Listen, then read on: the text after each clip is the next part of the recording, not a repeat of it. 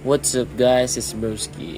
And today, finally, first time ko pa lang lalaroin ng Star Wars The Old Republic in 2026. Worth it pa ba siyang laruin ngayon? Well, let's find out.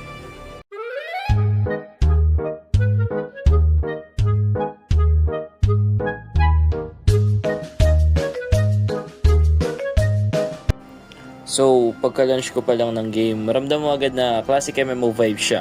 Hindi siya flashy like modern RPGs, pero may sariling charm, parang old school Star Wars na may lalim. And honestly, nakaka-excite kasi alam mong story-driven talaga siya. Sa character creation naman, ang daming choices. Jedi, Sith, Bounty Hunter, Smuggler, and bawat isa may sariling storyline. Dito pa lang banalo na, hindi ka lang random character eh.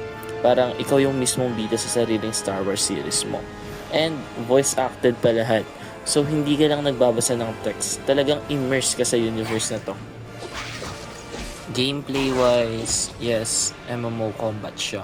Medyo top targeting. Hindi super action heavy. Pero once naintindihan mo yung skills and rotation, satisfying siya. Ang nagdala talaga for me is yung story missions. Parang single player RPG na may MMO elements. And kahit 2026 na, okay pa rin yung environments. Lalo na kung Star Wars fan ka talaga, ibang level yung nostalgia. So, worth it ba? If hanap mo is deep story, Star Wars lore, chill RPG experience, then yes, worth it pa rin siya in 2026. Hindi siya para sa lahat, lalo na kung gusto mo ng fast-paced combat. Pero kung gusto mo ng slow burn, story first Star Wars game, this still hits. So yeah guys, that's my first experience with Star Wars The Old Republic. If gusto nyo tuloy ko yung series ng Jedi Path, Sith Path, or Bounty Hunter, comment down below.